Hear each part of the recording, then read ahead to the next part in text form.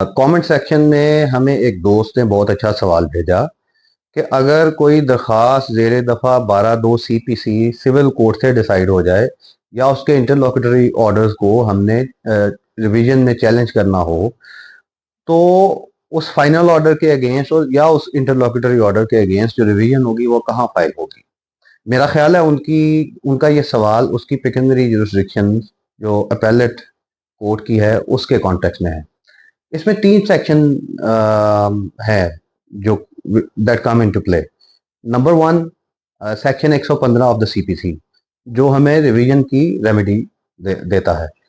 Section 115 sub section 2 में से district courts को रिवीजन की जुरिसडिक्शन दी गई है, लेकिन वहाँ उसमें एक कंडीशन है कि उसकी जो अपेलेट जुरिसडिक्शन जो पेक्यूनियरी जुरिसडिक्शन है वो सब्जेक्ट मैटर वैल्यू उसको एक्सीड ना करती हो।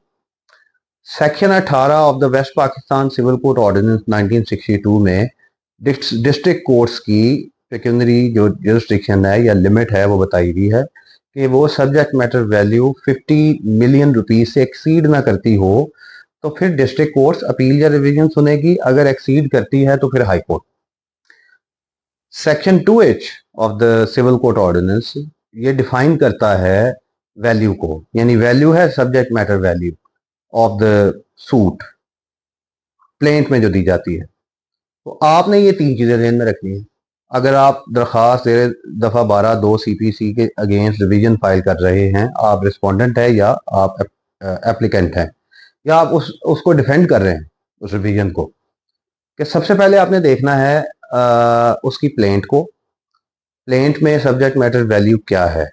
अगर सब्जेक्ट मैटर वैल्यू नहीं लिखी हुई, बहुत सारे लोग वो एक स्किप कर देते हैं वो पैराग्राफ, तो फिर आपने उसमें से डिटरमिन करनी है या डिराइव करनी है कि इसकी सब्जेक्ट मैटर वैल्यू क्या है। For example, suit for specific performance है, तो आप देखें वो जो सब्जेक्ट मैटर प्रॉपर्टी है, वो जो एग्रीमेंट है वो कितने में उसका हुआ है, तो वो आपकी सब्जेक्ट मैटर वैल्यू होगी।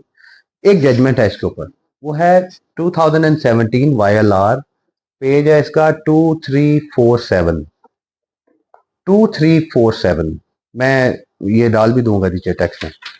2347 का जो ये अली बाकर नजफी साहब की जजमेंट है लाहौर हाई कोर्ट की, इसमें इसका पैराग्राफ 4 है, उसमें ये क्वेश्चन रिजॉल्व किया गया है कि अगर दरख्वास्त ज़ेर दफ़ा 12(2) को रिविजनल जुरिसडिक्शन में चैलेंज किया जाए, तो जो ओरिजिनल सूट है उसकी आपने सब्जेक्ट मैटर वैल्यू देखनी है।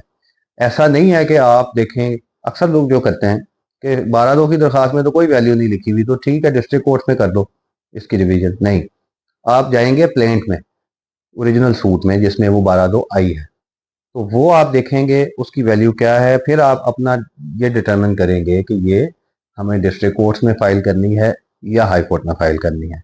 इसमें एक जजमेंट के ऊपर रिलायंस किया गया है, वो भी लाहौर हाई कोर्ट की है।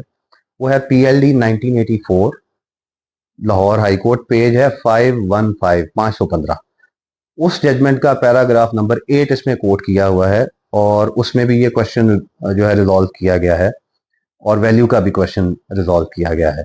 लिहाजा अगर आप इसको रिवीजन को फाइल कर रहे हैं या आप डिफेंड कर रहे हैं, तो पेक्यूनियरी जो जुरिसडिक्शन है वो देखना इंतहाई ज़रूरी है।